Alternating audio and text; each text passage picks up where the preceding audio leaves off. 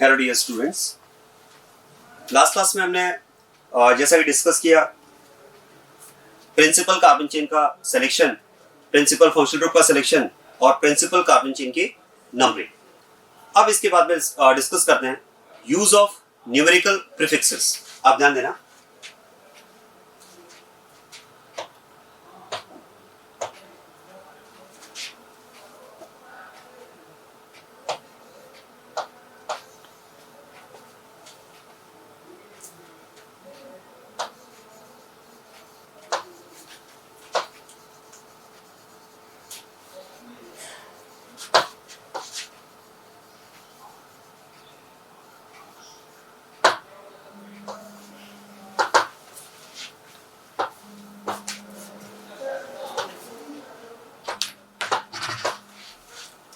Use of numerical prefixes.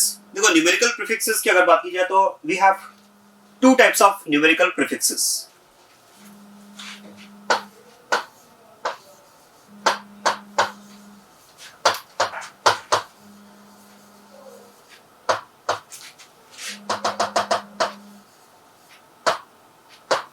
in which one of the type of numerical prefixes is di, tri, tetra, etc. And the second type is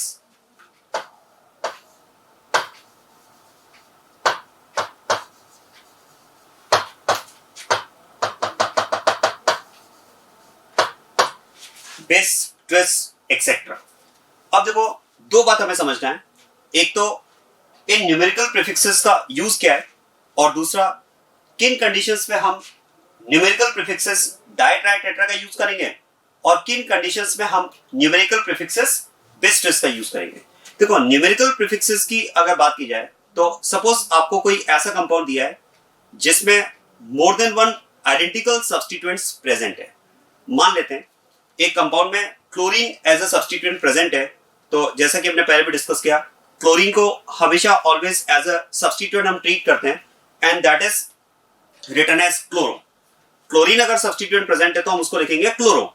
अब मान लेते हैं एक ही compound में, जो compound आपको given है, अगर उसमें 3 क्लोरीन्स एज सब्स्टिट्यूएंट्स प्रेजेंट हो, तो क्वेश्चन है फिर 3 क्लोरीन्स को कैसे लिखा जाए। क्या 3 क्लोरीन्स को हम 3 टाइम्स क्लोरो क्लोरो क्लोरो करके लिखेंगे? नो। आप ध्यान देना, अगर आइडेंटिकल सब्स्टिट्यूएंट्स एक से ज्यादा प्रेजेंट हो, if more than one identical substituents are present in a compound, numerical prefixes are used to show their multiplicity. उस कंडीशन में एक से ज्यादा आइडेंटिकल सब्स्टिट्यूएंट्स की मल्टीप्लिसिटी को बताने के लिए हम न्यूमेरिकल प्रीफिक्सेस का यूज करते हैं। So what is the use of numerical prefixes? These are used to show multiplicity of more than one identical substituents. आप ध्यान देना,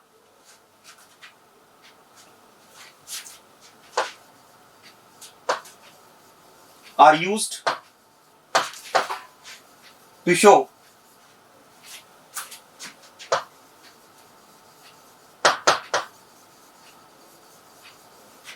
multiplicity of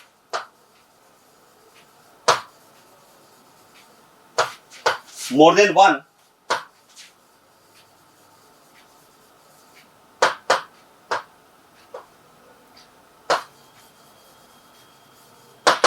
identical substituents.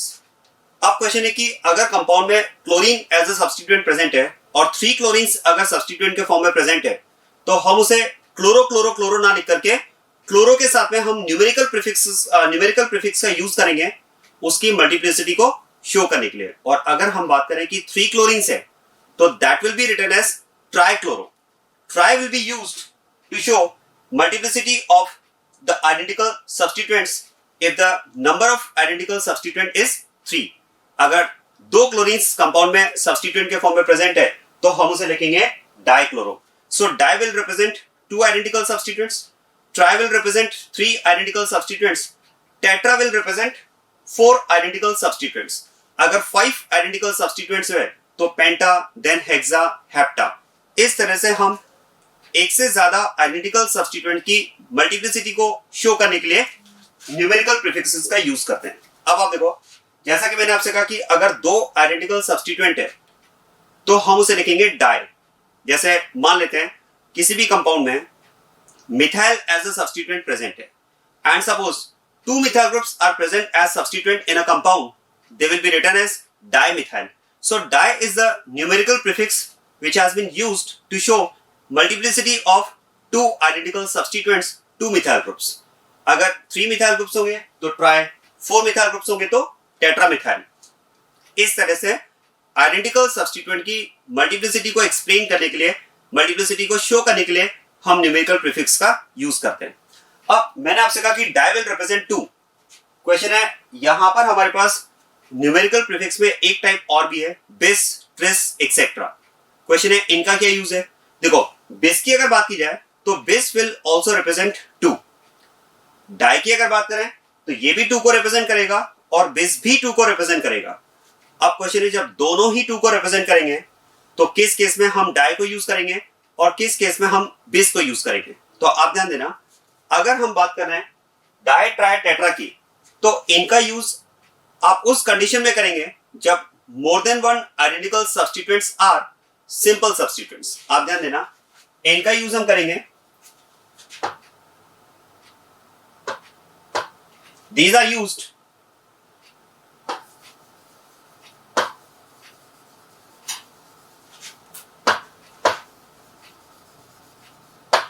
for simple substituents. If more than one identical substituents present in a compound are simple substituents, then their multiplicity will be shown by using the numerical prefixes di, tri, tetra, etc. अगर एक से ज्यादा simple identical substituent compound में present है तो उनकी multiplicity को show करने के लिए हम क्या use करेंगे, di, tri, tetra का use करेंगे. और अगर सब्स्टिट्यूएंट जो कंपाउंड में प्रेजेंट है वो सिंपल सब्स्टिट्यूएंट ना होकर के कॉम्प्लेक्स सब्स्टिट्यूएंट हुआ तो ध्यान देना, to show multiplicity of identical complex substituents will use the second type of numerical prefixes which are bis, tris, bis for 2, tris for 3. और अगर 4 कॉम्प्लेक्स आइडेंटिकल सब्स्टिट्यूएंट प्रेजेंट है तो उसके लिए हम न्यूमेरिकल प्रीफिक्स यूज करते हैं tetrakis. So bis for 2, tris for 3, tetrakis for 4. इस तरह से हम आगे बढ़ाएंगे और डाई ट्राई टेट्रा का यूज करेंगे जब सब्स्टिट्यूएंट कैसा हो, सिंपल हो. तो इसका यूज कब होगा,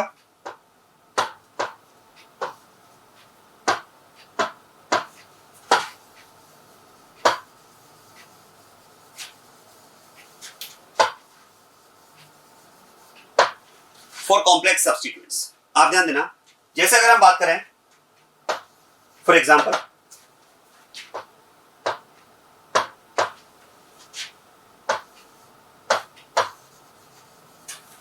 कंपाउंड में अगर 2 मिथाइल ग्रुप्स सब्स्टिट्यूएंट के फॉर्म में प्रेजेंट हैं तो अब क्वेश्चन है कि इन 2 मिथाइल ग्रुप्स को किस तरह से लिखा जाए. तो जैसे कि मैंने आपसे कहा कि अगर एक से ज्यादा आइडेंटिकल सब्स्टिट्यूएंट प्रेजेंट है तो उसकी मल्टीप्लिसिटी को, ध्यान देना, उसकी मल्टीप्लिसिटी को हम न्यूमेरिकल प्रीफिक्स के थ्रू शो करेंगे. Now CH3 group is methyl group and it is a simple substituent. Methyl group is considered as a simple substituent. तो फिर तो अगर 2 सिंपल सब्स्टिट्यूएंट प्रेजेंट है तो उसके लिए हम न्यूमेरिकल प्रीफिक्स यूज करेंगे डाई. मतलब इसके लिए अगर बात की जाए तो it will be written as di methyl. लेकिन अगर आपके पास कंपाउंड में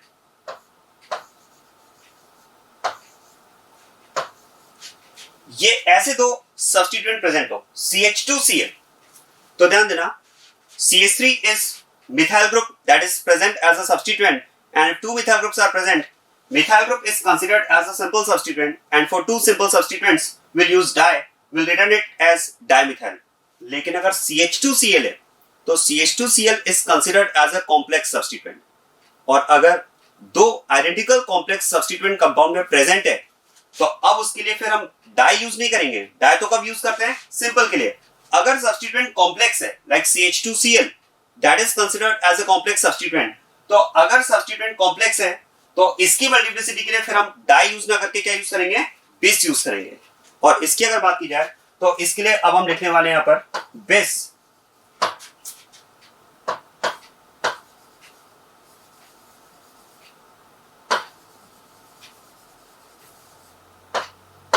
क्लोरोमिथाइल. आप ध्यान देना, CH2Cl is named as chloromethyl. और अगर क्लोरोमिथाइल की बात की जाए तो it is a complex substituent और कॉम्प्लेक्स सब्स्टिट्यूएंट अगर दो आइडेंटिकल कॉम्प्लेक्स सब्स्टिट्यूएंट प्रेजेंट है तो उसके लिए फिर हम न्यूमेरिकल प्रीफिक्स यूज करेंगे बिस, और इसका इस सब्स्टिट्यूएंट का नेम कैसे लिखना होगा हमें, बिस chloromethyl. So di has been used when the substituent is simple and bis has been used when the substituent is complex. तो ये यहाँ पर न्यूमेरिकल प्रीफिक्स का यूज है. Numerical prefixes are used to show multiplicity of more than one identical substituents. When the substituents are simple, then the prefixes di, tri, tetra are used, and if substituents are complex, the prefixes bis, tris, tetrakis, etc. are used. अब point ये आता है देखो कि ठीक है, numerical prefix क्या होते हैं, उनका यूज किन कंडीशंस में होता है, कब हमें डाई टाई टेट्रा यूज करना है, कब हमें बिस ट्रिस यूज करना है, ये बात तो आई थिंक आपको समझ में आ गई होगी. लेकिन यहाँ पर एक क्वेश्चन स्टूडेंट्स के माइंड में ये रहता है कि हमें कैसे पता चलेगा कि कोई भी सब्स्टिट्यूएंट सिंपल है या कॉम्प्लेक्स है. मतलब हमें सिंपल और कॉम्प्लेक्स सब्स्टिट्यूएंट के बारे में समझना होगा, क्योंकि अगर आप सिंपल और कॉम्प्लेक्स सब्स्टिट्यूएंट को आइडेंटिफाई कर पाएंगे तभी तो आप di tri tetra for simple and bis tris for complex substituent numerical prefixes का यूज कर पाएंगे. तो अब मैं यहाँ पर डिस्कस कर रहा हूँ कॉम्प्लेक्स सब्स्टिट्यूएंट्स. देखो कॉम्प्लेक्स सब्स्टिट्यूएंट्स क्या होते हैं, ये अगर आपको क्लियर हो गया तो फिर सिंपल सब्स्टिट्यूएंट तो आपको उसके रिस्पेक्ट में वैसे ही क्लियर हो जाएगा. तो बात करते हैं इसमें next complex substituents.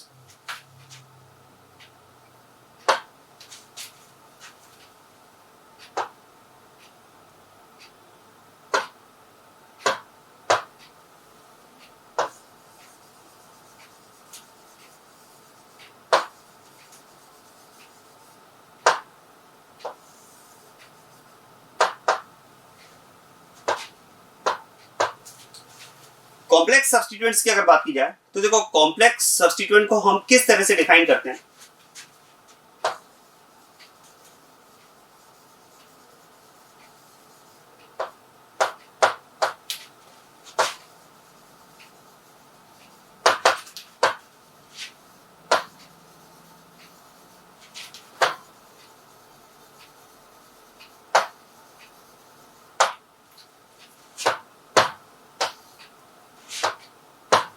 Substituted substituents are called complex substituents. आप ध्यान देना, substituted substituents are called complex substituents. मतलब अगर आपके पास ऐसा कोई substituent है जिसमें फर्दर कोई substituent प्रेजेंट हो, मतलब अगर कोई substituent substituted है तो that is called complex substituent. थोड़ा सा मैं आपको इस डेफिनेशन को क्लियर करता हूं, एग्जांपल से आपको ज्यादा अच्छे से समझ में आएगा. आप ध्यान देना. देखो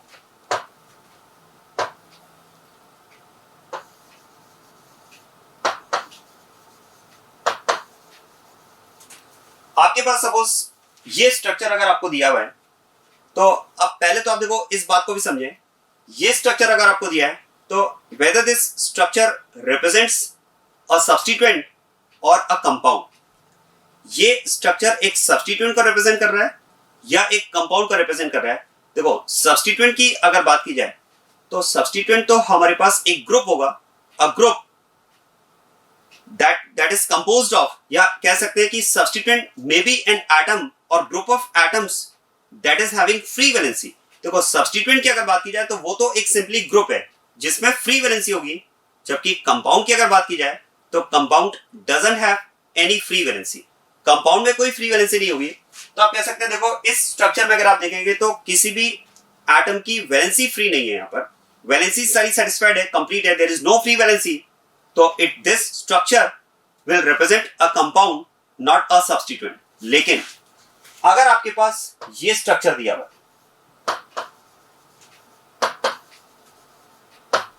देखो अब इसमें आप कह सकते हैं there is free valency, so now it's not a compound, it is simply a group of atoms and it will be called as a substituent. इसे आप substituent कह सकते हैं. तो ये यहां पर एक substituent को रिप्रेजेंट कर रहा है, फ्री वैलेंसी प्रेजेंट है इसमें, और ये यहां पर आप कह सकते हैं एक कंपाउंड को रिप्रेजेंट कर रहा है. अब आप ध्यान देना, देखो इस कंपाउंड का नेम अगर लिखा जाए तो आई थिंक आपको आइडिया होगा. This compound is named as propane. ये कंपाउंड हमारे पास प्रोपेन है क्योंकि देखो इस कंपाउंड में अगर बात की जाए तो is there any principal functional group in the compound. तो आंसर है there is no principal functional group in the compound. In fact इस कंपाउंड में आप कह सकते हैं कोई फंक्शनल ग्रुप प्रेजेंट ही नहीं है। चलिए आप देखो आईयूपैक नेम लिखने के कुछ स्टेप्स सीक्वेंस मैंने आपको बताया था। सबसे पहले हम प्रिंसिपल फंक्शनल ग्रुप का सिलेक्शन करते हैं, वो इसमें है नहीं। फिर हम प्रिंसिपल कार्बन चेन का सिलेक्शन करते हैं। प्रिंसिपल कार्बन चेन की अगर बात की जाए तो यहां पर प्रिंसिपल कार्बन चेन में 3 कार्बन प्रेजेंट है। और उसके बाद में अगर नंबरिंग की बात की जाए तो आप देखो यहां पर अगर बात की जाए तो प्रिंसिपल कार्बन चेन में 3 कार्बन एटम्स प्रेजेंट है। क्या इस कार्बन चेन में, क्या इस कंपाउंड में कोई सब्स्टिट्यूएंट प्रेजेंट है क्या? नो। देखो all the 3 carbon atoms are included in the carbon chain. There is no group outside the chain. ध्यान देना, there is no group outside the chain, या आप कह सकते हैं यहां पर ऐसा कोई ग्रुप प्रेजेंट नहीं है जो इस कार्बन चेन से एक्सक्लूडेड हो। If there is no group outside the selected principal carbon chain, you can say there is no substituent in the carbon chain. यहां पर कोई substituent प्रेजेंट नहीं है, तो इस केस में देखो नंबरिंग की रिक्वायरमेंट है नहीं। अब आप देखो क्योंकि इस कंपाउंड में सब्स्टिट्यूएंट पार्ट एब्सेंट है, मतलब P2 पार्ट एब्सेंट है। फिर उसके बाद में हम बात करते हैं P1 की। फॉर्मेट याद करो, P2 P1 alk S1 S2। P2 is used for substituent, there is no substituent in the compound. P1 is used for cyclic compound, it is open chain compound, so P1 part is also absent. Alk, the selected principal carbon chain is having 3 carbon atoms. For 3 carbon atoms, alk is prop, so we have used prop as alk. Now S1 is ane. If compound is saturated, if there is single bond in carbon chain, it will be ane. So S1 is ane and S2 absent because there is no principal functional group in the compound. तो आप देखो format के according अगर मैं इस compound का name लिखता हूं तो इट इज प्रोपेन। अब आप देखो यहां पर आप कह सकते हैं it is propane without any substituent. ये आपके पास ऐसा कंपाउंड है जिसमें कोई सब्स्टिट्यूएंट प्रेजेंट नहीं है। क्या मेरा पॉइंट समझ में आ रहा है? It is a compound without any substituent. समझना है इस बात को। It is a compound without any substituent. ये आपके पास एक ऐसा कंपाउंड है जिसमें कोई सब्स्टिट्यूएंट प्रेजेंट नहीं है। अब आप सुनिए,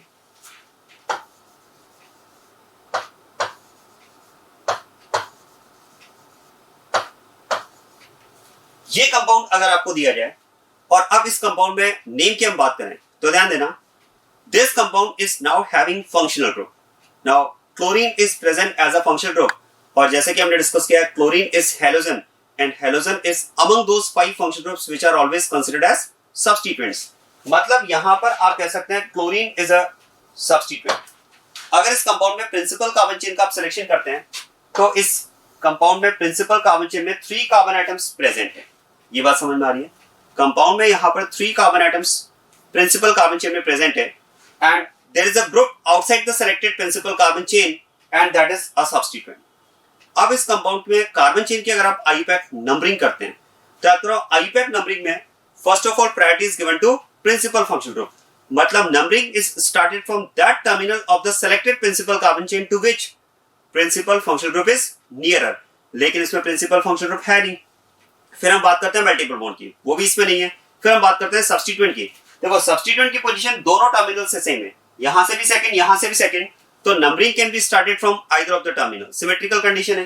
चलिए ऐसा करते हैं, यहां से नंबरिंग स्टार्ट कर देते हैं। तो अब आप देखो इस केस में आप कह सकते हैं chlorine is present as a substituent and now that will be written as the part P2 that is chloro with position. तो ये हो जाएगा यहां पर 2 chloro, it is 2 chloro, 3 carbon atoms in carbon chain. देखो 2 chloro is the part P2, ये तो part P2 हो जाएगा, this is the part P2.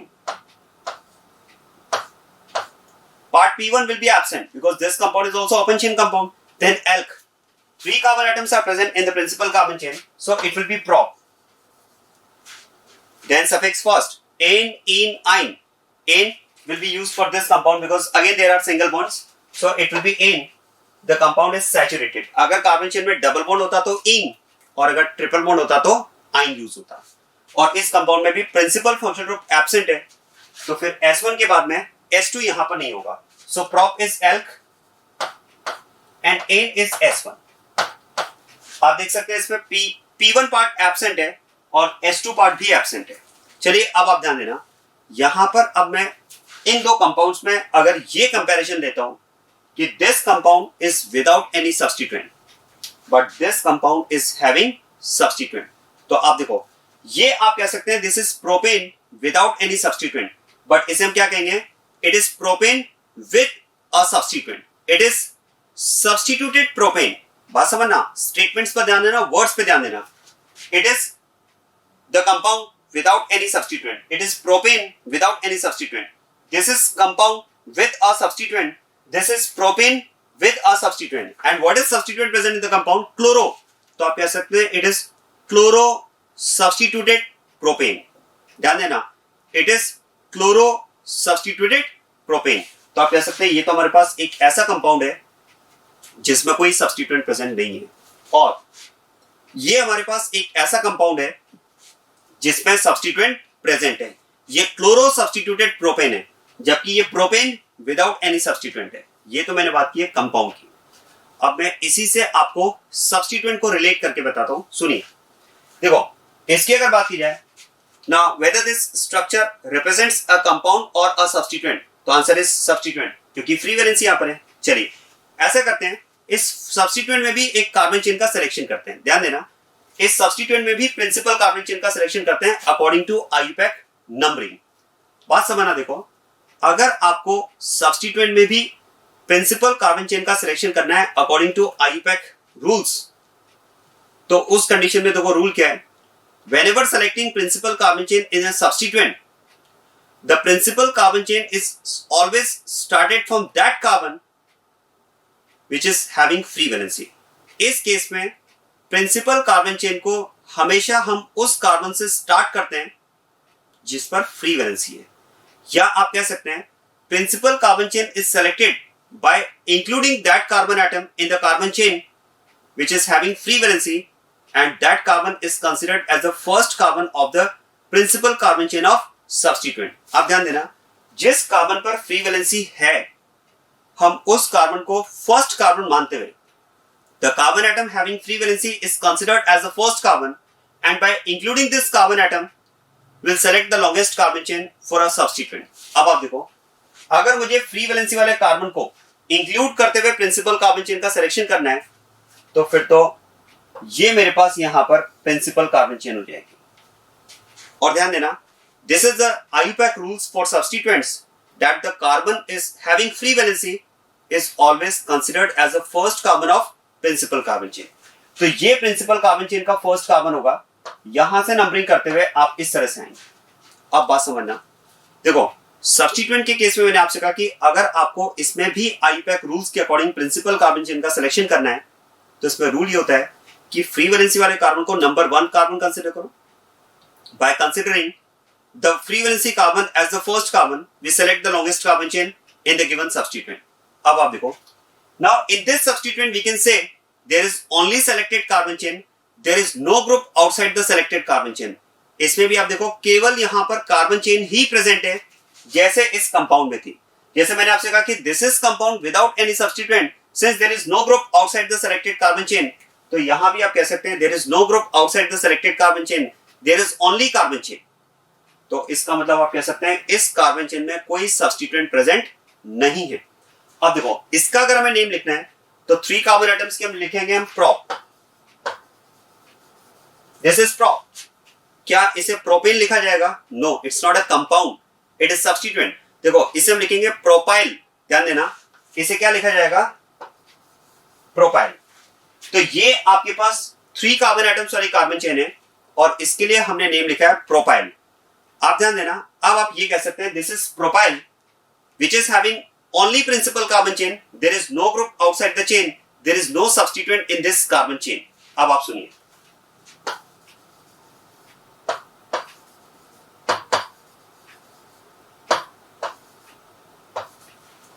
ये सब्स्टिट्यूएंट अगर आपके पास है और इसमें भी अगर मैं प्रिंसिपल कार्बन चेन का सिलेक्शन करता हूं, तो according to IUPAC rules for substituents, the carbon having free valency is considered as the first carbon, and including this carbon we select principal carbon chain. So this carbon having free valency will be considered as the first carbon of carbon chain। और अब आप देखो longest possible carbon chain can be of 3 carbons। यहां पर हमारे पास 3 carbon atoms की ये principal carbon chain present है। क्या ये समझ में आ रही बात? और अब आप ध्यान देना, after selecting principal carbon chain in this substituent, you can see there is a group outside the substituent. ध्यान देना, there is a group outside the substituent, chlorine. और यहां पर आप कह सकते हैं the group outside the selected principal carbon chain will be considered as a substituent. जैसे यहां पर मैंने आपसे कहा कि this is only selected carbon chain, there is no group outside the chain, it means there is no substituent in the compound. But in this compound, after selecting carbon chain, we can see chlorine is present outside the chain, and the group outside the chain, the group outside the selected principal carbon chain will be considered as a substituent. तो ये यहाँ पर substituent है. अब इसमें अगर बात की जाए तो आप कह सकते हैं in this case also there is a group outside the selected carbon chain, and the group outside the selected carbon chain will be considered as a substituent. अब एक बात देखो, यहाँ पर हमने कहा भाई इस कार्बन चेन में क्लोरीन एक सब्स्टिट्यूएंट प्रेजेंट है, और क्या मैं कह सकता हूं this carbon chain itself is also a substituent. ये आपके पास सब्स्टिट्यूएंट है, हमने कहा भाई ये सब्स्टिट्यूएंट है. किस बेसिस पर सब्स्टिट्यूएंट है? क्योंकि इसमें फ्री वैलेंसी है. हमने कहा ये कंपाउंड है, हमने कहा भाई ये कंपाउंड है, प्रोपेन कंपाउंड है, there is no free valency. ये भी कंपाउंड है, since there is no free valency. हमने कहा this is compound without any substituent. सुनना बात को अब इसको, this is compound without any substituent. This is compound with a substituent, that is chlorine. This is substituent without any substituent, but this is substituent. This is substituent with a substituent. And what is the second substituent? Chlorine. तो यहां पर आप कह सकते हैं the selected carbon chain is itself is a substituent with free valency, and this substituent is further having substituent chlorine. अब इसका अगर हमें नेम लिखना है तो इसका नेम कैसे लिखेंगे? 2 क्लोरो प्रोपाइल. इसका नेम हम क्या लिखेंगे? 2 क्लोरो प्रोपाइल. 2 क्लोरो, 2 पर क्लोरीन प्रेजेंट है और 3 carbon atoms in chain prop, और क्योंकि ये फ्री वैलेंसी है मतलब सब्स्टिट्यूएंट है, तो हम इसे प्रोपेन ना लिख करके क्या लिख रहे हैं? प्रोपाइल. अब जरा ध्यान देना, क्या मैं कह सकता हूं chloro is a substituent and propyl is also a substituent, and this is propyl that is substituent, but this propyl is not having further any substituent. तो आप कह सकते हैं this is propyl that is a substituent without any substituent, but this is propyl with a substituent. This is propyl with a substituent. और क्या मैं कह सकता हूं propyl itself is a substituent, मतलब आप कह सकते हैं this is substituted substituent. और ध्यान देना, substituted substituent is called complex substituent. इसी को ही हम लिखते हैं complex substituent. तो अगर किसी substituent में further substituent present हो, जैसे आप सोचिए यहां पर आप कह सकते हैं propyl is a substituent. क्या इसमें further कोई substituent present है? No. तो ध्यान देना, ये आपके पास एक ऐसा substituent है जिसमें further कोई substituent present नहीं है, और ऐसे सब्स्टिट्यूएंट को हम बोलते हैं सिंपल सब्स्टिट्यूएंट. ध्यान देना, this substituent will be called simple substituent. लेकिन अगर मैं इस सब्स्टिट्यूएंट की बात करूं तो this is propyl with substituent chloro. It is chloro substituted propyl. Chloro substituted propyl. Now chloro is a substituent, propyl is also a substituent. So it is substituted substituent, and substituted substituent is called complex substituent. ये आपके पास एक complex substituent हुआ. तो this is about complex substituent. देखो अब आप ध्यान देना, complex substituent को हम define करते हैं substituted substituent is called complex substituent. जैसा कि मैंने आपको यहां पर explain किया कि propyl itself is a substituent, and this substituent is further having substituent, and if substituent is further having substituent, that will be complex substituent. इसको थोड़ा सा simplified वे में मैं आपको बताता हूँ, आसान तरीके से आप complex substituent को कैसे पहचान पाएं. आपको तो क्या करना है, देखो एक substituent आपको दिया हुआ है, बस उस substituent में आपको principal carbon chain का selection करना है. And what is the rule for selecting principal carbon chain in a substituent? Select the principal carbon chain in a substituent by considering the carbon having free valency as a first carbon of the principal carbon chain. बात समझना, how to identify whether the given substituent is simple और complex. ये मैं आपको तरीका बता रहा हूं।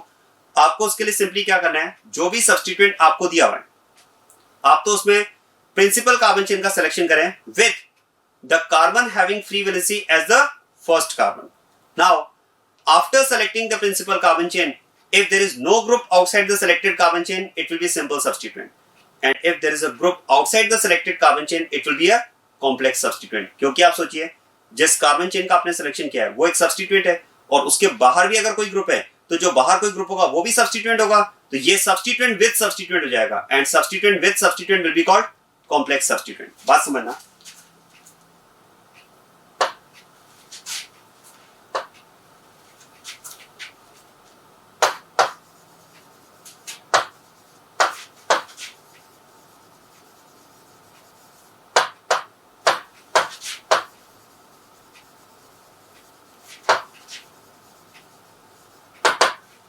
How to identify a complex substituent, तो उसके लिए करना क्या है, देखो, select principal carbon chain in given substituent with the carbon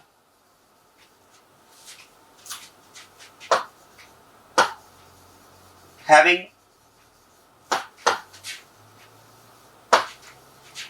free valency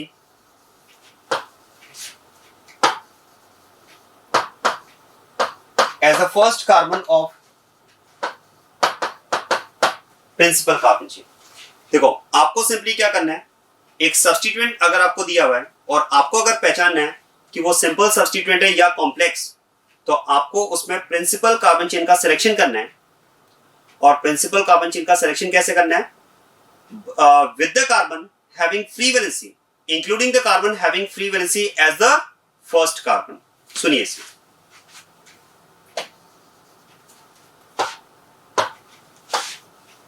ये आपने काम कर लिया। अब इसके बाद में आप ध्यान देना, if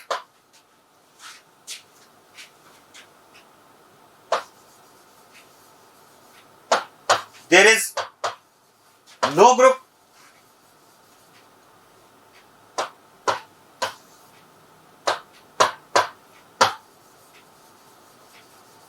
if there is no group outside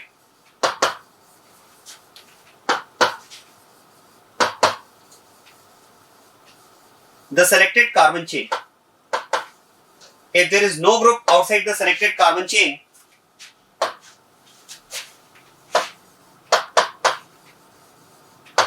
it will be a simple substituent।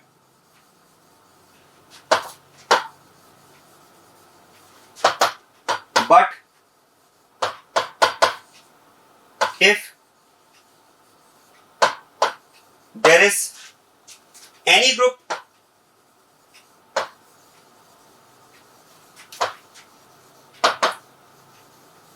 outside the selected carbon chain,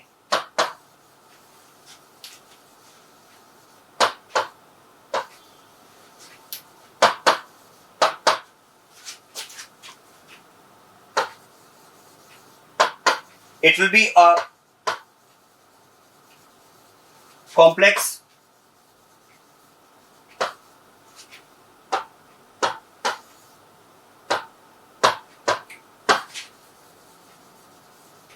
substituent. ध्यान देना, बहुत ही आसान तरीका बता रहा हूं। अगर आपको एक सब्स्टिट्यूएंट दिया हुआ है और आपको पहचानना है कि वो सब्स्टिट्यूएंट सिंपल है या कॉम्प्लेक्स है, बहुत ही आसान है। गिवन सब्स्टिट्यूएंट में जिस कार्बन पर फ्री वैलेंसी है उसे प्रिंसिपल कार्बन चेन का फर्स्ट कार्बन मानते हुए आप लॉन्गेस्ट कार्बन चेन का सिलेक्शन करें, and after selecting the principal carbon chain, see the carbon chain, if there is no group outside the selected carbon chain, it will be a simple substituent, and if there is any group outside the selected carbon chain, it will be a complex substituent। Example से समझते हैं।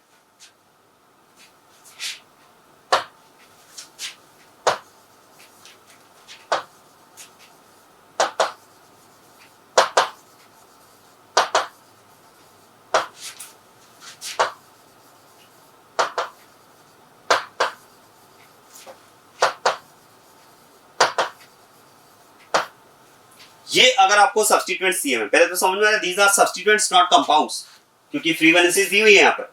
Free valency एक तरह से आप कह सकते हैं that is identity of a substituent.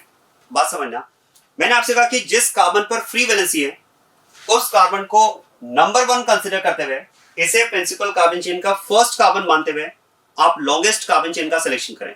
और देखो कार्बन चेन सिलेक्शन का रूल कुछ वैसे ही रहेगा जैसा हमने कंपाउंड्स के लिए प्रिंसिपल कार्बन चेन का सिलेक्शन का रूल लास्ट क्लास में डिस्कस किया था आईयूपैक रूल्स में।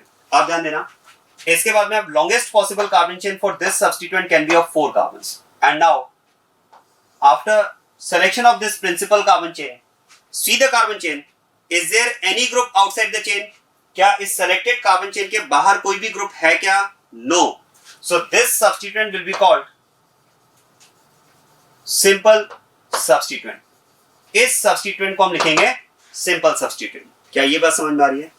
अब जरा देखो, इस केस में अगर बात की जाए तो देखो फ्री वैलेंसी वाले कार्बन को हम नंबर 1 कंसीडर करेंगे। जिस कार्बन पर फ्री वैलेंसी है उसे हम नंबर 1 कंसीडर करेंगे। And with this carbon atom as the first carbon of principal carbon chain select the longest possible carbon chain for this substituent also. और ध्यान देना यहां पर अगर बात की जाए तो 2 3। अब सुनिए, ये एक जंक्शन पॉइंट मेरे पास है जहां से मेरे पास 2 डायरेक्शंस हैं।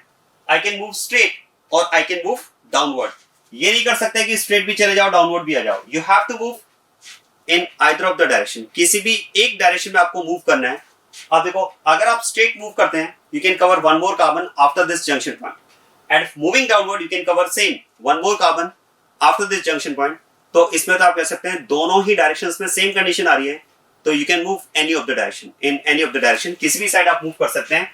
तो मान लेते हैं इसको हमने 4 कार्बन किया। अब आप देखो ये आपके पास यहां पर सेलेक्टेड कार्बन चेन है, and now you can C this is the selected carbon chain that is having a group outside the chain। यहां पर selected carbon chain के बाहर ग्रुप प्रेजेंट है। और अगर आपके पास गिवन सब्स्टिट्यूएंट में selected carbon chain के बाहर कोई ग्रुप प्रेजेंट है तो that will be called a complex substituent।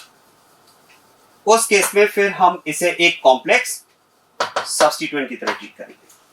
तो this is selected carbon chain and there is no group outside the chain, simple substituent।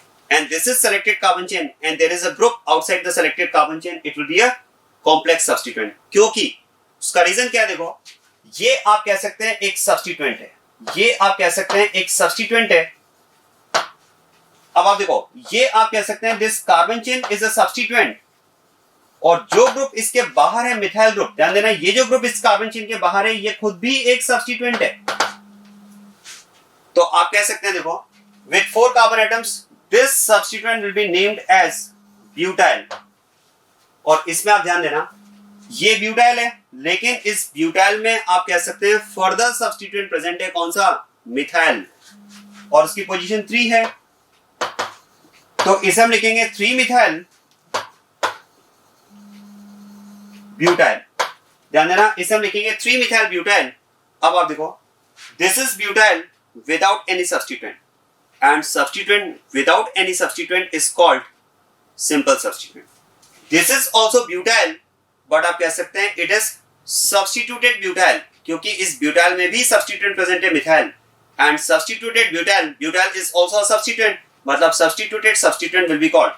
देखो मिथाइल एक substituent है, butyl भी substituent है, आप कह सकते हैं ये मिथाइल substituted butyl है, and substituted substituent will be called complex substituent। या आप कह सकते हैं आसान तरीका है, प्रिंसिपल कार्बन चेन का आप सिलेक्शन करेंगे सब्स्टिट्यूएंट में, जिस कार्बन पर फ्री वैलेंसी उसे नंबर 1 मार्क करेंगे, और अब सेलेक्टेड कार्बन चेन के बाद में आप चेक करेंगे if there is any group outside the selected carbon chain it will be considered as a complex substituent. अब एक दो पॉइंट आप सुनिए, देखो एक तो मैंने आपसे कहा कि अगर आपको सब्स्टिट्यूएंट में प्रिंसिपल कार्बन चेन का सिलेक्शन करना है तो according to IUPAC rules the carbon having free valency is always considered as a first carbon of the principal carbon chain of substituent। चलिए आप ध्यान देना कैसे मान लेते हैं।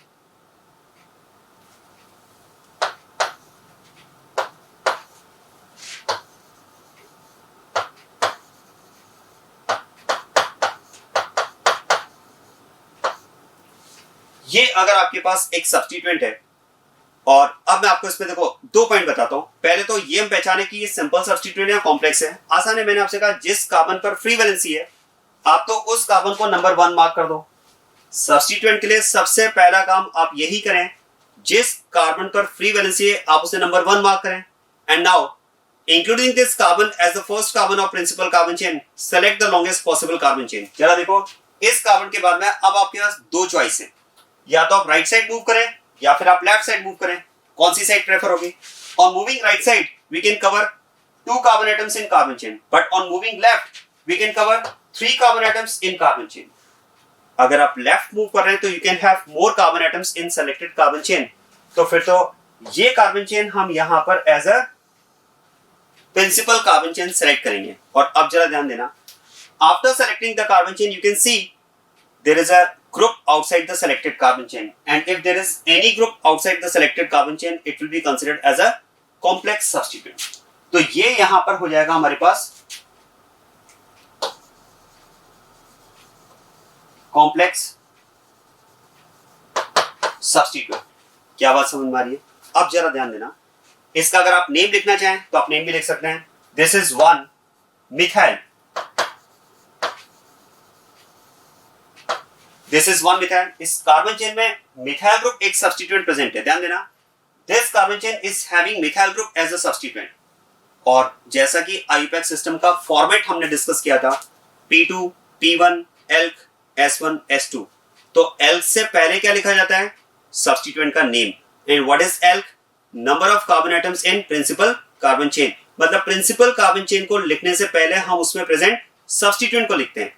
ऐसे ही आप देखो, इस प्रिंसिपल कार्बन चेन को लिखने से पहले मैंने इसमें प्रेजेंट सब्स्टिट्यूएंट को लिखा 1 मिथाइल। अब इस कार्बन चेन को लिखूंगा, 3 कार्बन एटम्स हैं तो जाएगा prop, and this is yl, propyl. ध्यान देना, प्रोपेन नहीं है, प्रोपाइल है। प्रोपेन तो वो कंपाउंड होता, ये सब्स्टिट्यूएंट है तो प्रोपाइल। अब जरा ध्यान देना, यहां पर एक पॉइंट तो ये हमने डिस्कस किया कि ये कॉम्प्लेक्स सब्स्टिट्यूएंट है। मैंने आपसे कहा कि आईयूपैक रूल्स के अकॉर्डिंग जिस कार्बन पर फ्री वैलेंसी है हम उसे हमेशा नंबर 1 कंसिडर करेंगे फॉर अ सब्स्टिट्यूएंट। ऐसा क्यों? हमने फ्री वैलेंसी वाले कार्बन को ही नंबर 1 क्यों कंसिडर किया? जबकि आप देखो यहां पर मैं ऐसे नंबर 1 कह रहा हूं, ये तो कार्बन चेन के बीच में है, ये तो इन बिटवीन हुआ, फिर इसको नंबर 1 कैसे कह रहे हैं? इसका रीजन है, देखो एक बात बताएं, अभी अभी हमने डिस्कस किया है कि ये हमारे पास एक कंपाउंड है और ये हमारे पास एक सब्स्टिट्यूएंट है। तो कंपाउंड और सब्स्टिट्यूएंट को हमने स्ट्रक्चर्स में डिफरेंशिएट किस बेसिस पे किया? हमने इनको डिफरेंशिएट किया on the basis of free valency. देखो, it is a group of atoms without any free valency, that is a compound. लेकिन यहां पर फ्री वैलेंसी है, तभी तो हमने कहा फ्री वैलेंसी अगर है तो it's not a compound, it is a substituent. तो इसका मतलब आप कह सकते हैं कंपाउंड और सब्स्टिट्यूएंट में अगर मैं डिफरेंस की बात करूं तो अगर आपके पास गिवन स्ट्रक्चर में फ्री वैलेंसी है तो that is a substituent, and if there is no free valency that is a compound. मतलब आप कह सकते हैं सब्स्टिट्यूएंट की आइडेंटिटी क्या है? Free valency. अब आप ध्यान देना, क्योंकि हम बात कर रहे हैं कि सब्स्टिट्यूएंट की जो आइडेंटिटी होती है वो फ्री वैलेंसी होती है। अब आप सोचिए, अगर आपसे पूछा जाए इज इट अ कंपाउंड और अ सब्स्टिट्यूएंट, तो आप कह सकते हैं इट इज अ सब्स्टिट्यूएंट। किस बेसिस पर हमने कहा? हमने इसको एज अ सब्स्टिट्यूएंट कैसे पहचाना? क्योंकि इसमें फ्री वैलेंसी है। मतलब आप कह सकते हैं फ्री वैलेंसी जो है वो सब्स्टिट्यूएंट की आइडेंटिटी है, और क्योंकि फ्री वैलेंसी सब्स्टिट्यूएंट की आइडेंटिटी है इसीलिए हमने जिस कार्बन के पास फ्री वैलेंसी है उसकी आइडेंटिटी जिसके पास है वहीं से हमने कार्बन चेन का सिलेक्शन स्टार्ट किया। क्या बात समझ में आ रही है? ये रीजन है क्योंकि carbon with free valency is the identity of that substituent. जिस कार्बन पर फ्री वैलेंसी है वही तो एक तरह से सब्स्टिट्यूएंट की आइडेंटिटी है ना, इसीलिए उस आइडेंटिटी से हम कार्बन चेन स्टार्ट करते हैं। ये बात समझ में आ रही है? Second point. अब इसके बाद में एक पॉइंट और ध्यान देना, सुनिएगा इस स्टेटमेंट को, names of substituents are always written in names of complex substituents are always written in bracket. हमेशा कॉम्प्लेक्स सब्स्टिट्यूएंट्स के नेम्स को ब्रैकेट में लिखा जाता है। जैसे आप देखो, एक सिंपल सब्स्टिट्यूएंट का नेम जब मैंने लिखा तो मैंने यहां पर ब्रैकेट यूज नहीं किया, मैंने इसे सिंपली ब्यूटाइल लिखा। लेकिन जब एक कॉम्प्लेक्स सब्स्टिट्यूएंट का मैंने नेम लिखा है तो मैंने इसे ब्रैकेट में लिखा है। ये भी कॉम्प्लेक्स सब्स्टिट्यूएंट है, इसका नेम भी मैंने ब्रैकेट में लिखा। तो ये एक यूजुअल एक तरह से आप कह सकते हैं कंसिडरेशन होता है कि आपको कॉम्प्लेक्स सब्स्टिट्यूएंट का जो नेम है, मतलब ये सजेस्टेड है कि कॉम्प्लेक्स सब्स्टिट्यूएंट का जो नेम है वो आपको ब्रैकेट में लिखना चाहिए। ऐसा क्यों? उसका रीजन है, देखो, क्योंकि एक तरह से अभी अभी हमने बात की, देखो, what is complex substituent? Substituted substituent is called complex substituent. जैसा कि मैंने यहां पर कहा कि butyl itself is a substituent and that is further having substituent methyl. क्या मैं ये कह सकता हूं सिंप्लीफाइड वे में कि कॉम्प्लेक्स सब्स्टिट्यूएंट जो होगा that will be a combination of more than one substituents. Complex substituent आप कह सकते हैं एक से ज्यादा सब्स्टिट्यूएंट से मिलकर बना होगा। जैसे देखो, अगर हमने इसको लिखा है ब्यूटाइल, तो ब्यूटाइल नेम से ही आपको समझ में आना चाहिए कि it is single substituent, it's not a combination of substituents. ये एक से ज्यादा सब्स्टिट्यूएंट से मिलकर नहीं बना है, सिंगल सब्स्टिट्यूएंट है, it's not combination of substituents. जबकि इसका अगर मैंने नेम लिखा है मिथाइल ब्यूटाइल, इसके नेम से ही समझ में आना चाहिए this is a substituent that is combination of two substituents. Which two substituents? Methyl and butyl. ये मिथाइल और ब्यूटाइल दो सब्स्टिट्यूएंट से मिलकर के बनने वाला सब्स्टिट्यूएंट है and a substituent which is combination of more than one substituents is called complex substituent। ऐसे भी आप जान सकते हैं complex substituent को। अब आप सुनिए, क्योंकि एक complex substituent एक से ज्यादा substituent से मिलकर के बना होता है, इसीलिए हम बात करते हैं कि देखो मिथाइल और ब्यूटाइल ये दो substituent आपस में मिल गए तो हमें एक complex substituent ये मिला। जबकि आप देखो methyl itself is also a substituent and butyl itself is also a substituent। Methyl और ब्यूटाइल दो अलग अलग सब्स्टिट्यूएंट भी तो हो सकते हैं ना भाई। मिथाइल अपने आप में एक सब्स्टिट्यूएंट हो सकता है और ब्यूटाइल अपने आप में एक अलग सब्स्टिट्यूएंट हो सकता है। तो ऐसे में पॉइंट आता है कि अगर मैंने नेम में मिथाइल और ब्यूटाइल दोनों लिखे हैं, अगर मैंने नेम में मिथाइल ब्यूटाइल दोनों लिखे हैं, तो मुझे कैसे पता चलेगा कि methyl and butyl these are two separate substituents और these are combination of a complex substituent? हमें कैसे पता चलेगा कि मिथाइल और ब्यूटाइल दो अलग अलग सब्स्टिट्यूएंट हैं या ये दोनों मिलकर के एक सिंगल सब्स्टिट्यूएंट को रिप्रेजेंट कर रहे हैं? तो ध्यान देना, नेम में अगर आपने दोनों सब्स्टिट्यूएंट को ब्रैकेट में क्लोज कर दिया है तो ब्रैकेट में क्लोज करने के बाद में as a whole it will represent या they will represent single substituent. Bracket में क्लोज करने के बाद में इसको एज अ होल फिर हम एक सिंगल सब्स्टिट्यूएंट की तरह ट्रीट करेंगे। जैसे आप देखो, अगर मैं बात करूं इस सब्स्टिट्यूएंट की मिथाइल प्रोपाइल, अब मिथाइल अपने आप में एक सब्स्टिट्यूएंट है जिसकी एक अलग आइडेंटिटी है CH3 ग्रुप। प्रोपाइल वो भी एक अलग सब्स्टिट्यूएंट हो सकता है। तो methyl and propyl can be two separate substituents. Methyl एक अलग सब्स्टिट्यूएंट हो सकता है, प्रोपाइल एक अलग हो सकता है। और ऐसा भी हो सकता है कि मिथाइल और प्रोपाइल को मिला करके हम एक सिंगल सब्स्टिट्यूएंट बना दें। Methyl itself is a substituent that is simple substituent. Propyl itself is a substituent that is also a simple substituent. But combination of these two, अगर आप मिथाइल प्रोपाइल को मिला करके एक सब्स्टिट्यूएंट बना दें तो वो एक कॉम्प्लेक्स सब्स्टिट्यूएंट होगा। अब क्वेश्चन है कि अगर मैंने नेम में मिथाइल प्रोपाइल दोनों को लिखा है तो क्वेश्चन है कि ये मिथाइल प्रोपाइल जो है दो अलग अलग सब्स्टिट्यूएंट्स को रिप्रेजेंट कर रहा है या as a whole single substituent को रिप्रेजेंट कर रहा है? तो अगर आपने इसको ब्रैकेट में लिख दिया तो it will represent as a whole a single substituent and that will be a complex substituent.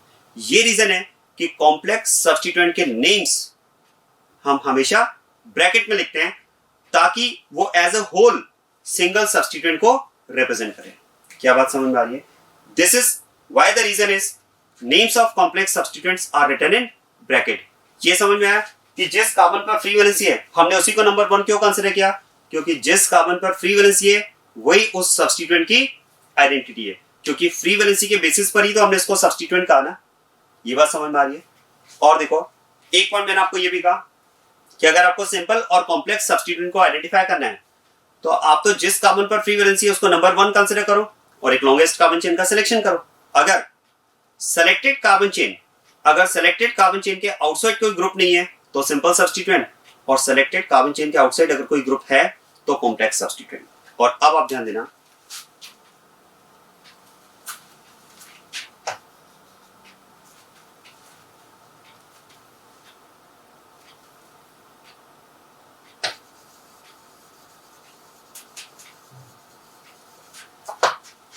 depending on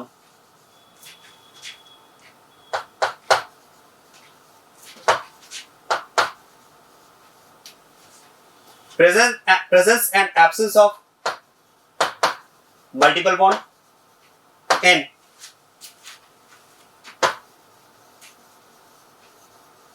Selected principal carbon chain of a substituents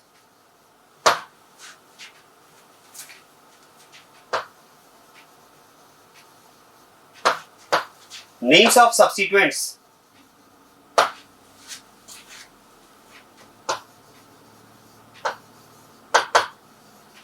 are given as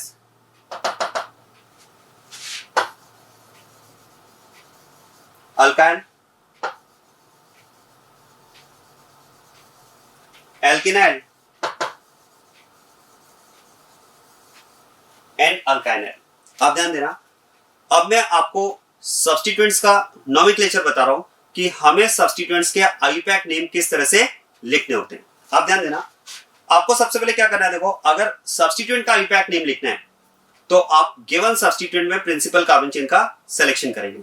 और सिलेक्शन कैसे करना है, जिस कार्बन पर फ्री वैलेंसी है उसे number 1 mark करेंगे और लॉन्गेस्ट कार्बन चेन का सिलेक्शन करेंगे। और अब आप ध्यान देना, डिपेंडिंग ऑन प्रेजेंस और absence of multiple bond in the selected principal carbon chain of a substituent, names of substituents are given as alkyl, alkenyl and alkynyl. Alkyl कब लिखेंगे, when the selected carbon chain is having single bond. If the selected carbon chain is having double bond, it will be alkynyl, and if the selected carbon chain is having triple bond, it will be alkynyl. क्या बात समझ में आ रही है? देखो, alkene के corresponding जो सब्स्टिट्यूएंट हो जाएगा वो तो हो जाएगा अल्काइल, एल्कीन के करस्पॉन्डिंग जो सब्स्टिट्यूएंट होगा वो एल्किनाइल, और अल्काइन के करस्पॉन्डिंग जो सब्स्टिट्यूएंट होगा वो एल्काइनाइल। एक बात तो कॉमन है सभी में कि सब्स्टिट्यूएंट का नेम जो लिखा जाएगा उसमें एंड में क्या आएगा, आइल, YL। क्या बात समझ में आ रही है?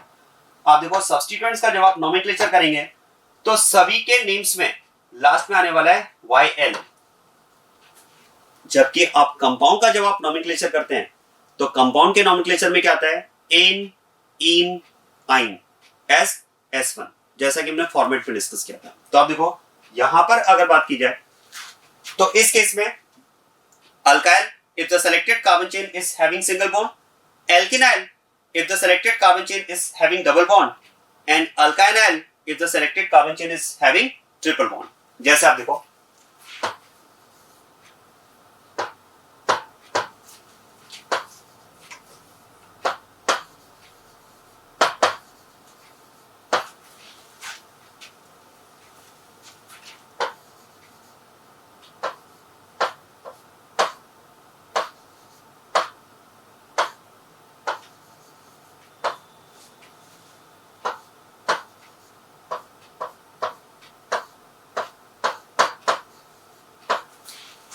जैसे ये सब्स्टिट्यूएंट्स अगर आपके पास हैं और इनका अगर आपको नॉमेनक्लेचर करना है तो ध्यान देना, सबसे पहले मैंने आपसे कहा आप तो लॉन्गेस्ट कार्बन चेन का सिलेक्शन करो, उससे आपको ये भी समझ में आ जाएगा कि सब्स्टिट्यूएंट सिंपल है या फिर कॉम्प्लेक्स है। और इसके लिए हमने डिस्कस किया कि जिस कार्बन पर फ्री वैलेंसी है उसे आप नंबर 1 मार्क करेंगे। And now after including this carbon as the first carbon of carbon chain, select the longest possible carbon chain, so it will be of 3 carbons.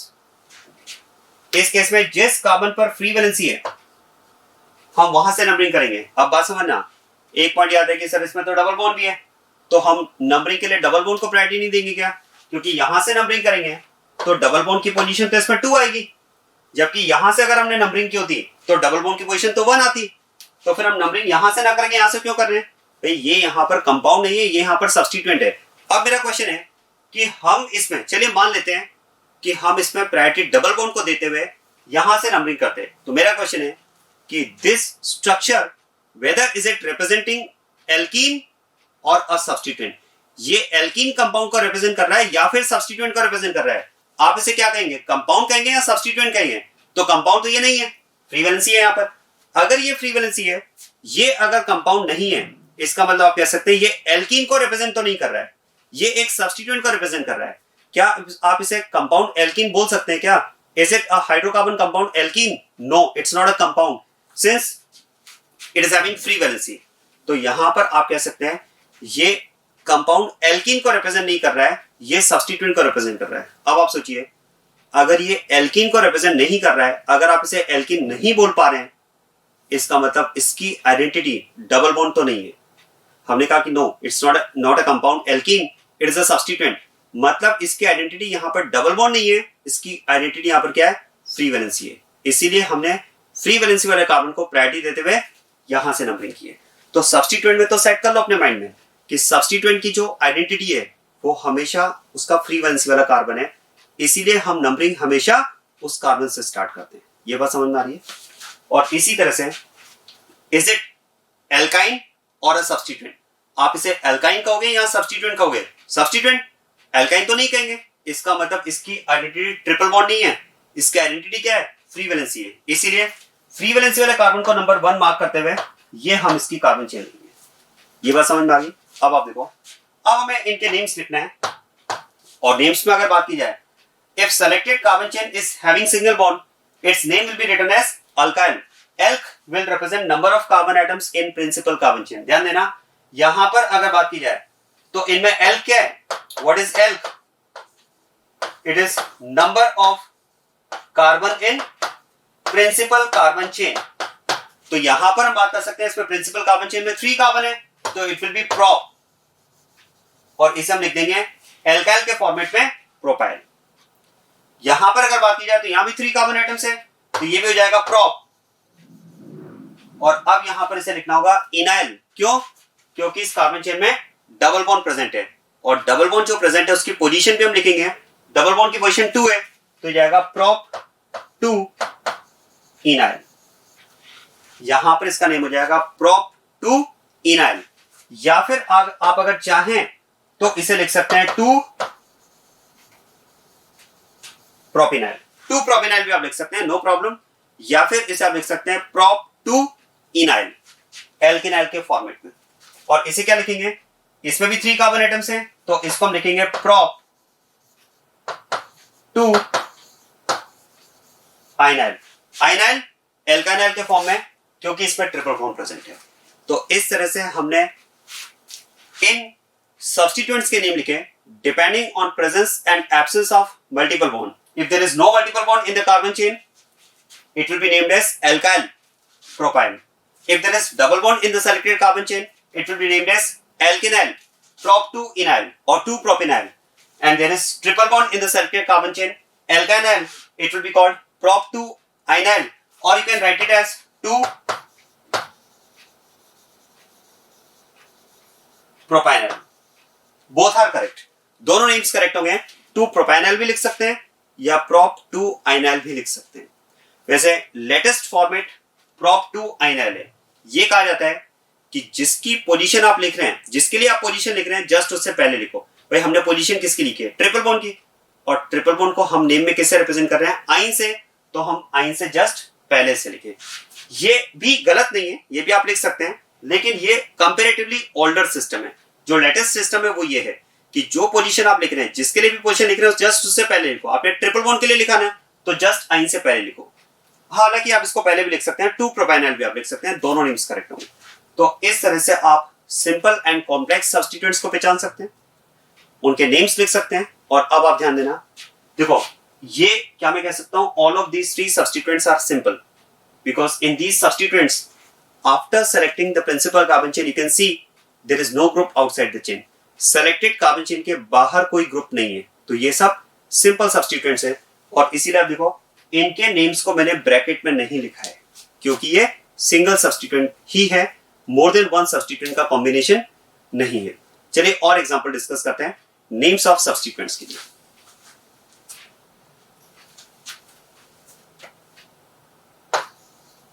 एक question discuss करते हैं, चलो इसमें give names of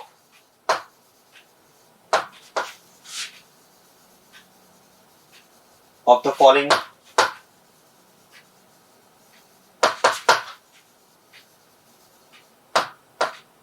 substituents. The question is give names of the following substituents, और इसमें first आपको दिया है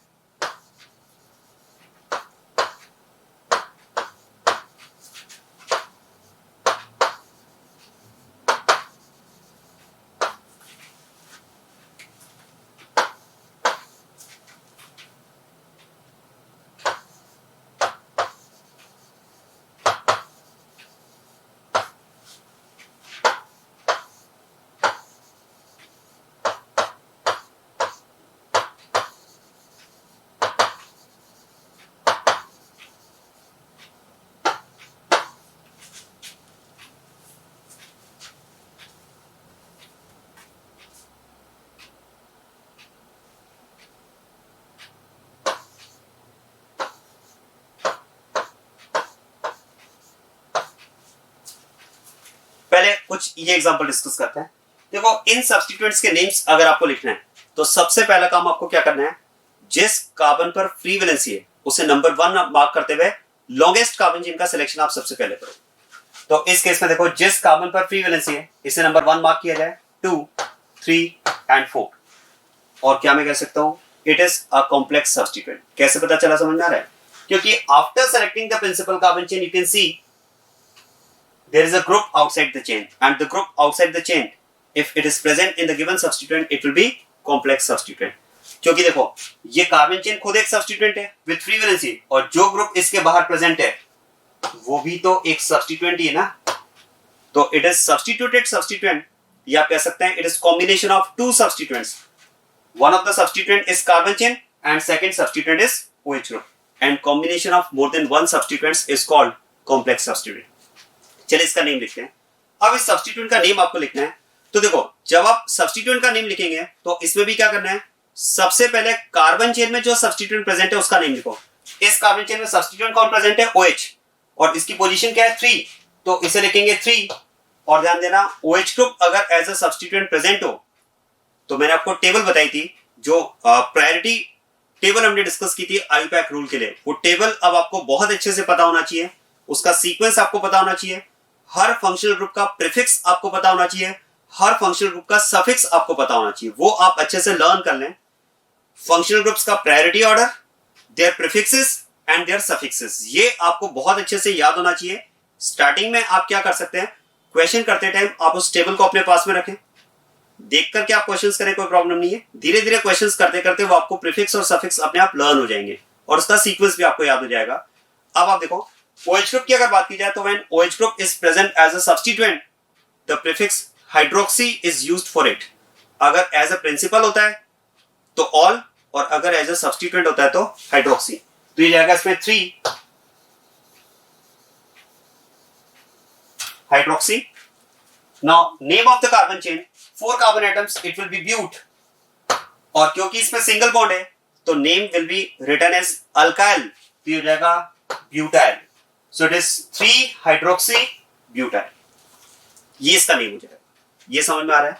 और देखिए नेक्स्ट अगर बात की जाए, फ्री वैलेंसी वाले कार्बन को नंबर 1 मार्क करें, इसे नंबर 2, तो ये जाएगा 2। देखो इस सेलेक्टेड कार्बन चेन में भी अगर आप देखेंगे तो there is a group outside the selected carbon chain, and if there is a group outside the selected carbon chain again it will be a complex substituent. बताओ पहले किसका नेम लिखें, क्लोरो का या कार्बन चेन इथाइल का? तो जैसा कि मैंने फॉर्मेट आपको बताया था, आप याद करो, वेरी फर्स्ट है IUPAC नेम जब आप लिखते हैं तो P2, P1, alk, S1, S2, and what is P2? Names of substituents. Then P1 वो तो देखो साइक्लिक कंपाउंड के लिए यूज होता है, अभी जब तक ओपन चेन कंपाउंड की हम बात करेंगे P1 का कोई यूज नहीं है। तो उसके बाद हम लिखेंगे P2 के बाद में alk, alk is principal carbon chain. इसका मतलब प्रिंसिपल कार्बन चेन से पहले लिखा जाता है सब्स्टिट्यूएंट का नेम, तो इसका मतलब इस प्रिंसिपल कार्बन चेन के नेम से पहले क्या लिखेंगे, सब्स्टिट्यूएंट का name, and that is chloro. इसकी पोजीशन क्या है, 2 क्लोरो। अब कार्बन चेन का नेम लिखो, प्रिंसिपल कार्बन चेन का नेम इथ, 2 कार्बन एटम्स इन चेन, और सिंगल बॉन्ड है तो ethyl in the form of alkyl, तो ये जाएगा 2 क्लोरो इथाइल। कॉम्प्लेक्स सब्स्टिट्यूएंट है, ब्रैकेट में लिखेंगे, क्योंकि आप कह सकते हैं it is combination of 2 substituent, chloro and ethyl. और देखिए देखो फ्री वैलेंसी वाले कार्बन को नंबर 1 मार्क करना है।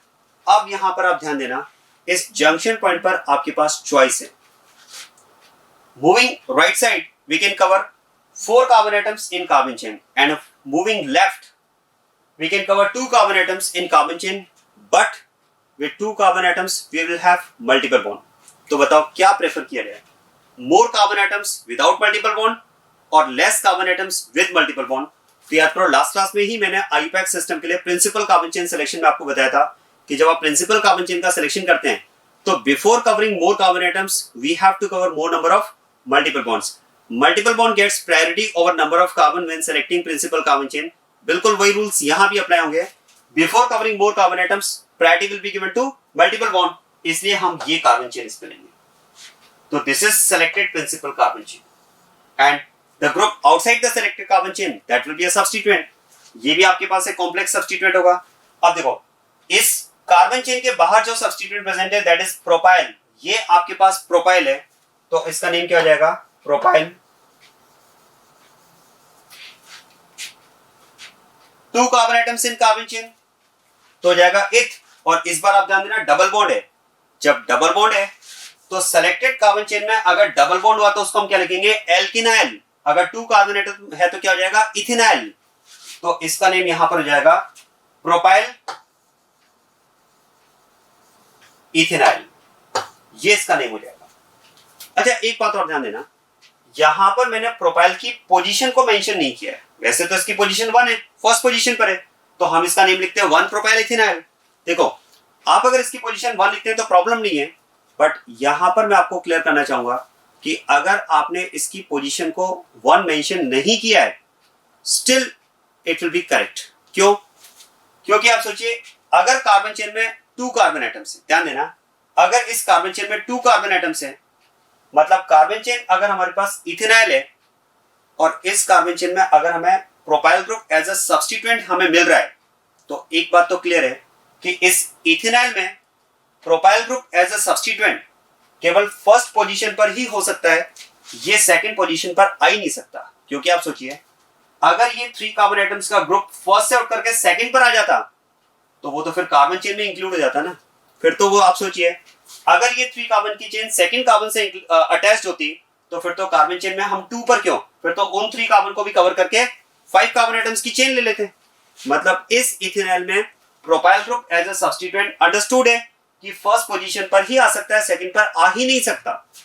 तो अगर किसी सब्स्टिट्यूएंट की एक ही पोजीशन पॉसिबल है तो there is no need to write position, there is no need to mention position. वो तो अंडरस्टूड है अपने आप पोजीशन उसकी 1 ही आएगी। इसलिए अगर मैंने इसकी पोजीशन 1 नहीं लिखा है still it will B correct. क्या बात समझ में आ रही है? देखो ऐसा मत सोचना कि पोजीशन इसकी 1 है इसलिए हम 1 नहीं लिख रहे हैं। ऐसा नहीं होता है कि 1 पोजीशन हो तो आप लिखना चाहो तो लिखो, नहीं लिखना चाहो तो नहीं लिखो। 1 पोजीशन है लेकिन मैंने अगर नहीं लिखा है तो इसका रीजन है क्योंकि इसकी पोजीशन इस 1 के अलावा और कोई हो ही नहीं सकती। यहां पर कार्बन चेन में टोटल 2 कार्बन है। अब अगर आप कहें कि सर 1 नहीं हो, अगर ये 2 पर हो जाए तो आप खुद सोचिए ना, ये सब्स्टिट्यूएंट अगर आप उठा करके 2 पर ले आओगे तो कार्बन चेन में इंक्लूड हो जाएगा ना। तो पोजीशन इसकी 2 हो नहीं सकती। तो फिर अंडरस्टूड है एक ही पोजीशन इसकी बची 1, इसलिए हमने उसको मेंशन नहीं किया। और देखो इसका नेम लिखते हैं। देखो फ्री वैलेंसी वाले कार्बन को नंबर 1 मार्क करेंगे। ध्यान देना, फ्री वैलेंसी वाले कार्बन को नंबर 1 मार्क करेंगे और इसे नंबर 1 मार्क करके कार्बन चेन का सिलेक्शन करेंगे। ध्यान देना, इसे नंबर 1 मार्क किया। अब मैं अगर कार्बन चेन का सिलेक्शन करता हूं तो there is no further carbon.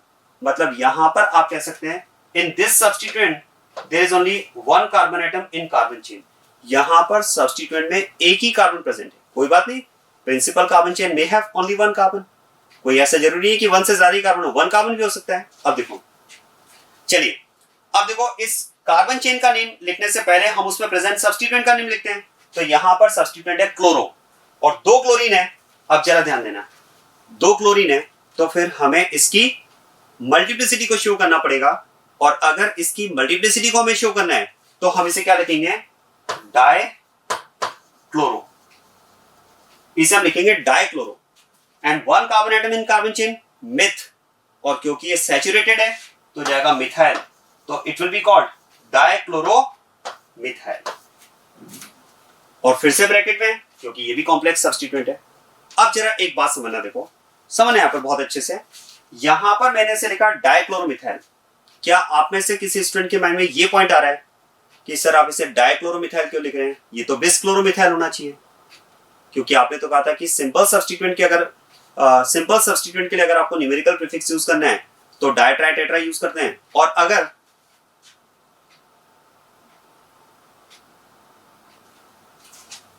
Complex substituent के लिए अगर हमें न्यूमेरिकल प्रीफिक्स लिखना है तो उसके लिए तो हम बिस यूज करते हैं। तो फिर यहां तो हमने डाई यूज किया है। तो क्वेश्चन है कि ये अगर सब्स्टिट्यूएंट की बात की जाए तो ये सब्स्टिट्यूएंट सिंपल है या कॉम्प्लेक्स है? ध्यान देना, देखो अगर आप इसको एज अ होल सब्स्टिट्यूएंट बात करोगे, एज अ होल सब्स्टिट्यूएंट बात करोगे तो as a whole it is a complex substituent. बात समझना। लेकिन यहां पर जो मैंने डाई यूज किया है, ध्यान देना, यहां पर जो मैंने डाई यूज किया है वो डाई एज अ होल पूरे सब्स्टिट्यूएंट के लिए यूज किया है या फिर उसमें प्रेजेंट क्लोरीन के लिए यूज किया है। तो ध्यान देना, जो हमने यहां पर डाइक्लोरो लिखा है वो डाई तो ओनली क्लोरो के लिए यूज किया है ना भाई, जो डाई यूज किया वो तो ओनली क्लोरो के लिए यूज किया है ना। And chloro itself is a complex substituent और सिंपल सब्स्टिट्यूएंट। तो chloro itself is a simple substituent, और सिंपल सब्स्टिट्यूएंट की अगर आपको मल्टीप्लिसिटी शो करना है तो अगर ऐसे दो सिंपल सब्स्टिट्यूएंट है तो उसके लिए तो आपको डाई ही लिखना पड़ेगा, क्योंकि यहां पर जो हमने डाई यूज किया है वो इस पूरे सब्स्टिट्यूएंट की मल्टीप्लिसिटी के लिए नहीं यूज किया है, इस सब्स्टिट्यूएंट में प्रेजेंट दो क्लोरीन के लिए यूज किया है। And chlorine itself is a simple substituent, इसलिए हमने उसको डाई लिखा है। हाँ, अब आप ध्यान देना, अगर आपके पास ऐसे सब्स्टिट्यूएंट दो हो जाएं एज अ होल, अगर कंपाउंड में एज अ होल ऐसे दो सब्स्टिट्यूएंट हो जाएं तो अब आप कह सकते हैं ये as a whole is a complex substituent, और ऐसे अगर दो कॉम्प्लेक्स सब्स्टिट्यूएंट प्रेजेंट होंगे तो फिर इसको हम लिखेंगे बिस डाइक्लोरोमिथाइल। क्या बात समझ में आ रही है? तो अब आप कह सकते हैं बिस किसकी मल्टीप्लिसिटी को बता रहा है?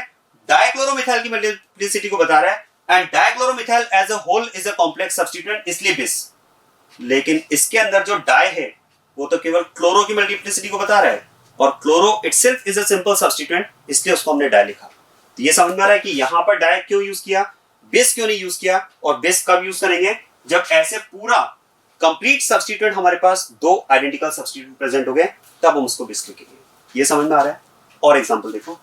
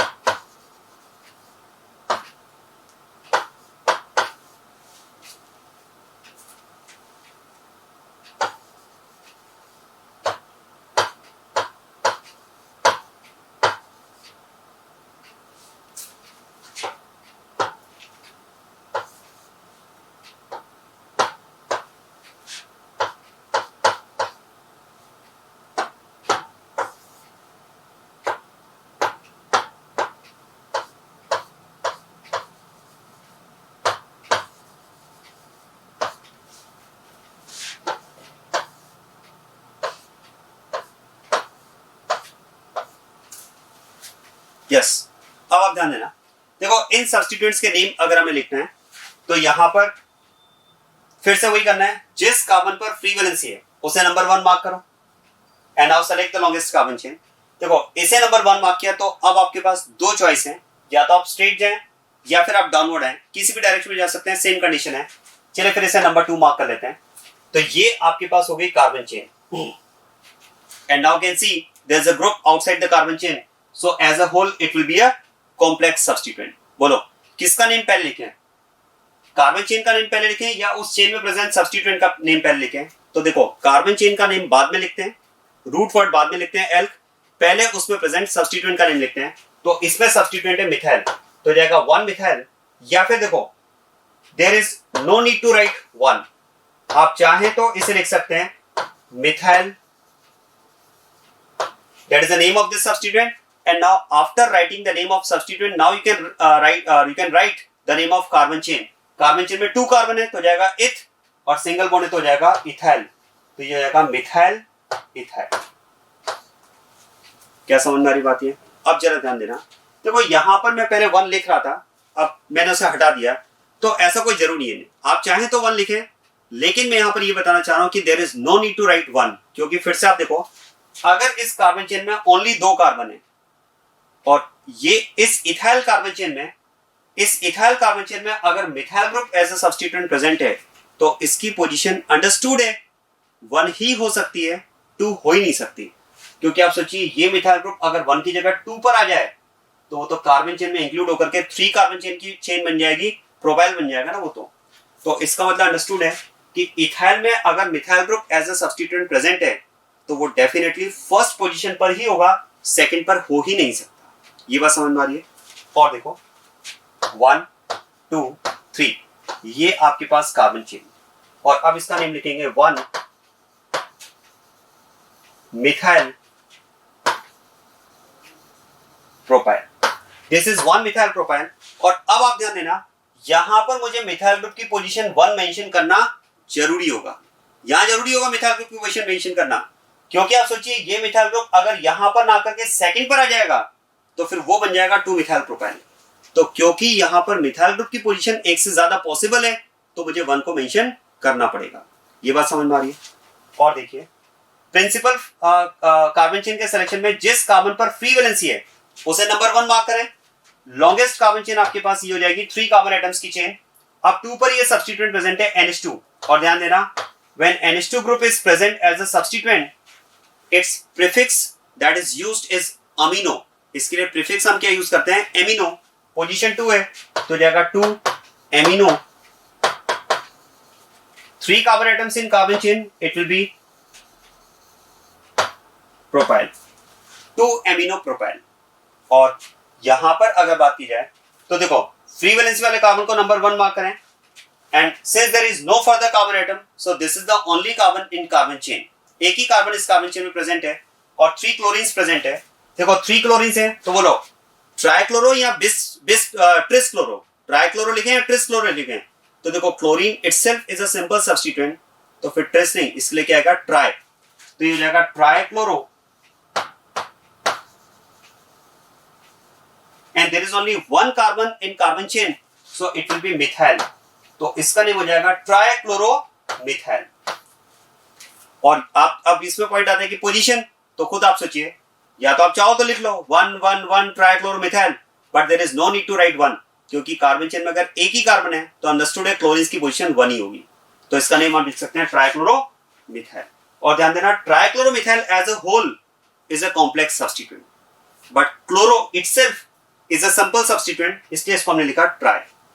और अब क्वेश्चन है कि अगर ऐसे हमारे पास 3 कॉम्प्लेक्स सब्स्टिट्यूएंट कंपाउंड में प्रेजेंट हो, अगर ऐसे 3 कॉम्प्लेक्स सब्स्टिट्यूएंट प्रेजेंट हो तो फिर उसे हम क्या लिखेंगे? Tris trichloromethyl. क्या समझ में आया? So this is about complex substituents and their names. तो हमने डिस्कस किया how to use numerical prefixes in IUPAC system. We have 2 types of numerical prefixes, di, tri, tetra, etc., which are used for simple substituents, and tris, bis, tris, etc. are used for complex substituent. And numerical prefixes are used to show multiplicity of more than one identical substituents. Is it clear?